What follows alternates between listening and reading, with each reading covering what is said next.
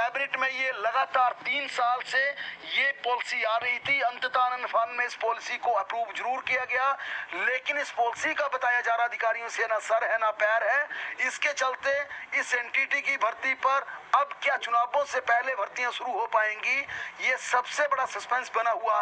अगर आनन-फानन में यहाँ पर भर्तियां शुरू भी होती हैं तो क्या ये भर्तियां स्मूथली हो पाएंगी या लिटिगेशन में जाएंगी, क्योंकि पॉलिसी इतनी लचर है, पॉलिसी इतनी पॉलिसी जो है वो इतनी कमजोर बनाई गई है, पुख्ता नहीं बनाई गई है। इसके चलते एनटीटी की भर्ती करना आसान नहीं होगी। इसके पीछे बड़ी वजह क्या है?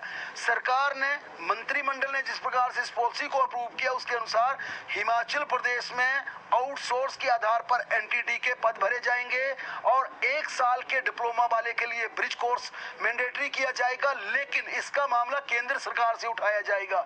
यानी कि अगर केंद्रीय शिक्षा मंत्रालय इसकी मंजूरी प्रदान करेगा तब हिमाचल प्रदेश में 1 साल के डिप्लोमा वाले जितने भी यहाँ पर कैंडिडेट हैं वे एलिजिबल हो पाएंगे, पात्र हो पाएंगे। लेकिन जो नॉर्म्स हैं, जो नियम है, जो कानून है, वो सिर्फ यही कहता है कि 2 साल के डिप्लोमा वाला कैंडिडेट ही एनटीटी के लिए एलिजिबल हो सकता है। यानी कि यहाँ पर पॉलिसी को गोलमोल किया गया है, बिल्कुल स्पष्ट नहीं किया गया है।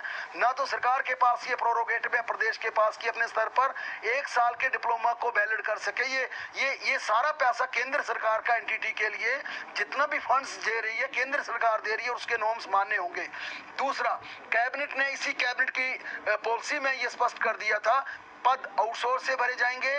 इसी बीच इसके लिए एजुकेशन डिपार्टमेंट आरएनपी रूल्स बनाएगा और इन नियमों के तहत बाद में कर्मचारी चयन आयोग हमीरपुर के माध्यम से एनटीटी की भर्ती होगी। यानी कि आज आप आउटसोर्स पे रख लीजिए, 3 महीने, 4 महीने, 5 महीने, 6 महीने के बाद जब इसके आरएनपी रूल्स बनकर तैयार हो जाएंगे, फिर कॉन्ट्रेक्चुअल बेसिस पर इस भर्ती के लिए आपको कर्मचारी चयन आयोग हमीरपुर के माध्यम से आना पड़ेगा और उसमें वही व्यक्ति पात्र होगा इस भर्ती के लिए जो एनटीटी के नॉर्म्स पूरे करता होगा, 2 साल का डिप्लोमा होगा, क्वालिफाइड होगा और वहां से कमीशन का टेस्ट क्वालिफाई करके आएगा। यानी कि पूरी तरह से पेचीदगी वाली एनटीटी भर्ती है। इसके कारण ये भर्ती अभी तक शुरू नहीं हो पा रही है। आउटसोर्स की बात की जाए, आउटसोर्स का कैबिनेट में फैसला